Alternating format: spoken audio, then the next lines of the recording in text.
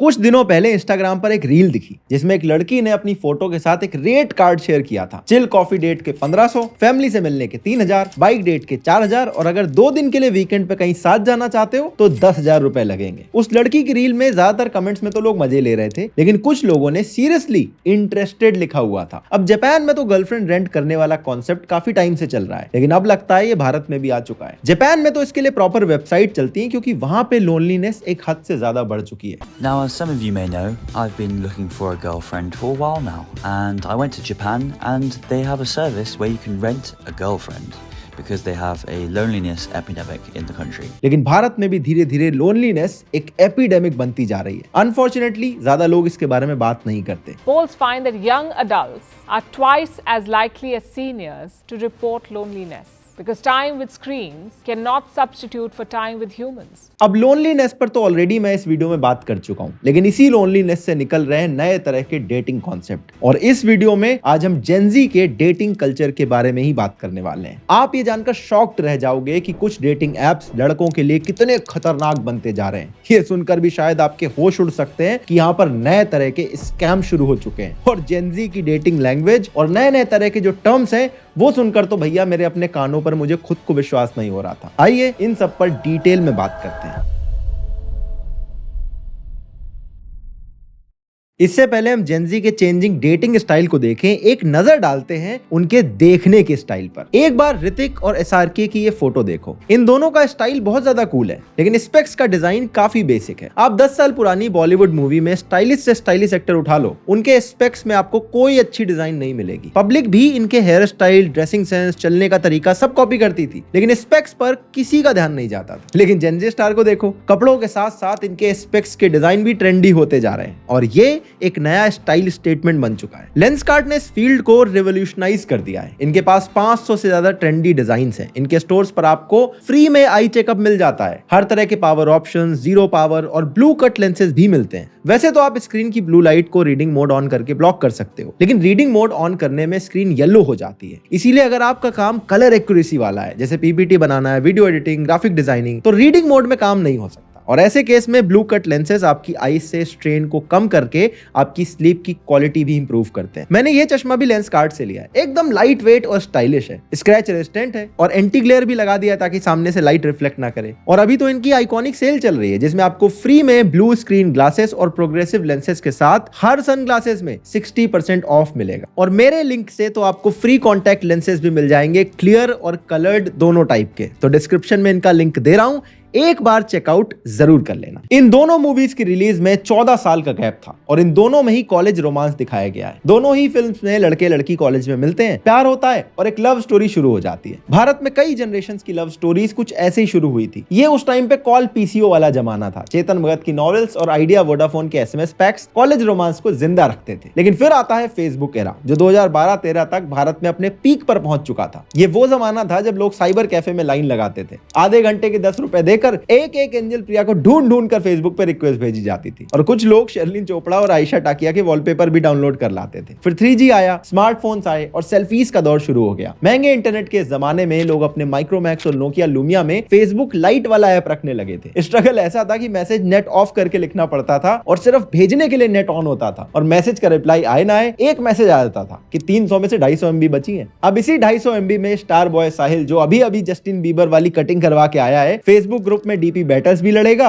और रात को क्यूटी खुशी के नाम के आगे ग्रीन डॉट आने का इंतजार भी करेगा। और क्यूटी खुशी ने भी अपनी डीपी में सेलेना गोमेज की फोटो लगा रखी थी। इस जमाने में सॉन्ग स्पीकर और पागल वर्ड से डाउनलोड किए हुए गाने ब्लूटूथ से शेयर किए जाते थे, इसीलिए आज भी इंस्टाग्राम पर इस टाइम को ब्लूटूथ एरा कहते हैं। फिर आता है 2012 और यूएस में एक ऐसा ऐप लॉन्च होता है जो दुनिया भर में डेटिंग को हमेशा के लिए चेंज करने वाला था। इस ऐप का नाम था टिंडर। सिर्फ 1 साल के अंदर इन्होंने भारत में भी एंट्री कर ली थी, लेकिन इनकी पॉपुलैरिटी बढ़ती है 2015 में, जब दिल्ली मुंबई वगैरह में यूथ इनको काफी यूज करने लगता है। ये काफी नई चीज थी। अब डेटिंग ऑप्शन सिर्फ कॉलेज, ऑफिस या गली मोहल्ले तक लिमिटेड नहीं थे, बल्कि एक स्वाइप पर आपको हजारों ऑप्शंस मिल रहे थे। इसीलिए जब ये पॉपुलर हुआ तो ऑलमोस्ट वायरल हो गया। सिर्फ 2015 में ही इनकी ग्रोथ 400% की थी। टिंडर की सक्सेस को देखकर बम्बल, हैपन, हिंज जैसे बहुत सारे ऐप्स आने लगे। जो लव स्टोरीज लेटर्स के जरिए फेसबुक पर कॉलेज में शुरू हो रही थी, वो डेटिंग एप्स के आने के बाद से हुकअप कल्चर में बदल गई। अब लव एट फर्स्ट साइट की जगह swipe right at some sight चलने लगा था। 4 4 हाईली एडिटेड फोटोज के बेसिस पर प्रोफाइल सेलेक्ट या रिजेक्ट होने लगी थी। टिंडर बम्बल के जमाने में जान पहचान से पहले नेटफ्लिक्स एंड चिल वाला हुकअप कल्चर चलने लगा। पहले एक दूसरे की पसंद या नापसंद जानने में टाइम लगता था, लेकिन आजकल टिंडर प्रोफाइल में ही फूड प्रेफरेंसेस से लेकर म्यूजिक प्लेलिस्ट सब कुछ शेयर हो जाती है। कौन किस सोशल कॉज में इंटरेस्ट दिखा रहा है, किसकी क्या पॉलिटिकल आइडियोलॉजी है, ऐसी चीजें आजकल डील ब्रेकर बन चुकी हैं। आजकल पॉलिटिकल अवेयर लोगों को ज्यादा प्रेफर किया जाता है। एक सर्वे बताता है कि 60% लोग ऐसा पार्टनर प्रेफर करते हैं जो कि वोट देता हो, मतलब उसकी एक पॉलिटिकल आइडियोलॉजी हो। अब एपॉलिटिकल होना कूल नहीं बल्कि इग्नोरेंट समझा जाता है। ऐसी भी डेटिंग एप्स आ चुकी हैं जिसमें इंटरेस्ट के बेसिस पर आपको प्रोफाइल सजेस्ट किए जाते हैं। जैसे अगर आपका इंटरेस्ट हाइकिंग में है तो आपको ऐसे लोगों की प्रोफाइल दिखेगी जिनका इंटरेस्ट भी हाइकिंग में हो। पिछले 10 सालों में अगर आप देखें डेटिंग कल्चर बहुत तेजी से इवॉल्व हुआ है और उसके साथ साथ ये एप्स भी इवॉल्व हुई हैं। जैसे कि बम्बल में अब सिर्फ लड़कियां ही कॉन्वर्सेशन शुरू कर सकती हैं, यानी कि कोई भी लड़का किसी भी लड़की को स्वाइप राइट कर सकता है, लेकिन पहला मैसेज लड़की की तरफ से ही जाएगा। ऐसा इसलिए किया गया ताकि लड़कियां ज्यादा सेफ फील करें, कोई भी रैंडम बंदा आके बॉब्स और वेगिन जैसे मैसेजेस उनको ना करने लग जाए। अब अगर लार्जली देखा जाए तो ये चॉइसेस हमेशा लड़कियों के पास ही ज्यादा रहती हैं, क्योंकि डेटिंग एप्स पर ऑलमोस्ट 70% लोग लड़के होते हैं जो ऑलमोस्ट हर दूसरी प्रोफाइल देखते ही राइट स्वाइप कर देते हैं। लेकिन लड़कियां इस मामले में काफी ज्यादा सेलेक्टिव होती हैं, यानी कि एक लड़के के लिए डेटिंग एप्स पर मैच मिलने के काफी कम चांसेस हैं। अगर आपने कोई भी डेटिंग ऐप कभी भी यूज किया है तो आपको ये बात क्लियरली पता होगी। एक हिंज नाम का डेटिंग ऐप है जिसने डेटा भी शेयर करा कि 1% लड़कों को 16% लाइक मिलते हैं। मतलब अगर 100 लड़कियां स्वाइप राइट कर रही हैं तो उनमें 16 लड़कियां सिर्फ एक ही लड़के को सेलेक्ट कर लेती हैं और बाकी सारे लड़के बस स्वाइप किए जा रहे हैं। ना ही उन्हें कोई लाइक्स आता है और ना ही कोई मैचेस मिलते हैं, जबकि लड़कियों के पास ऑप्शंस की कोई कमी नहीं है। इसीलिए जब वो एक लड़के से बात कर रही होती हैं तो कॉन्वर्सेशन को जो इंटरेस्टिंग बनाने का सारा प्रेशर है वो लड़के के ऊपर होता है। और इसीलिए जेनजी के बीच में बेंचिंग जैसा टर्म शुरू हो गया है। बेंचिंग का मतलब है कि एक इंसान के पास 2, 3, 4 ऑप्शन अवेलेबल है, तो वो इंसान आप में इंटरेस्टेड तो है लेकिन आपका नंबर लाइन में लगा हुआ है। आपका नंबर तभी आएगा जब जिससे उसकी अभी बात चल रही है उससे बात ना बन पाए। और ऐसे केसेस में जो आपसे थोड़ी बहुत बात हो रही है, इसके लिए भी नया टर्म है, इसे कहते हैं ब्रेड क्रम्बिंग। ब्रेड क्रम्बिंग का लिटरल मीनिंग है ब्रेड के टुकड़े फेंके जा रहे हैं, लेकिन इसका रिलेशनशिप में मतलब होता है कि आपको उतनी अटेंशन दी जा रही है जिससे बस आपका इंटरेस्ट बना रहे। आपकी स्टोरी लाइक कर देंगे, पोस्ट पे कमेंट आ जाएगा, 1-2 बार कभी रोमांटिक मैसेज आ जाएगा, यानी बेसिकली वो इंसान आपको अटेंशन की छोटी छोटी डोज दिए जा रहा है और आप सोच रहे हो कि वो आप में सीरियसली इंटरेस्टेड है। इसी को ही डेल्यूजनशिप बोलते हैं। आपने शायद सोशल मीडिया में सुना भी होगा, डेलुलू इज द ओनली सोलुलू। डेलुलू का मतलब है डेल्यूजन और सोलुलू का मतलब है सॉल्यूशन। ये और कुछ नहीं है, एक सिंप बिहेवियर जैसा होता है। एक इंसान आपके सेल्फ रिस्पेक्ट की धज्जियां उड़ाए जा रहा होता है, लेकिन आप तो प्यार में गिर चुके हो, तो आप अपने ख्याली पुलाव पकाए जा रहे हो। जब किसी जेनजी को रियलाइज होता है कि उसके साथ बेंचिंग हो रही है तो वो डीटीआर की बात करने लगता है। डीटीआर मतलब डिफाइन द रिलेशनशिप, मतलब वो सामने वाले को बोलेगा कि क्लियर कट बताओ कि भैया रिलेशनशिप है क्या। जिस रिलेशनशिप में ये क्लैरिटी नहीं होती कि आप रिलेशनशिप में हो या नहीं हो और एक दूसरे को एक्सक्लूसिवली डेट कर रहे हो या नहीं, उसे कहा जाता है सिचुएशनशिप। और एक स्टडी में 23% लोगों ने एक्सेप्ट करा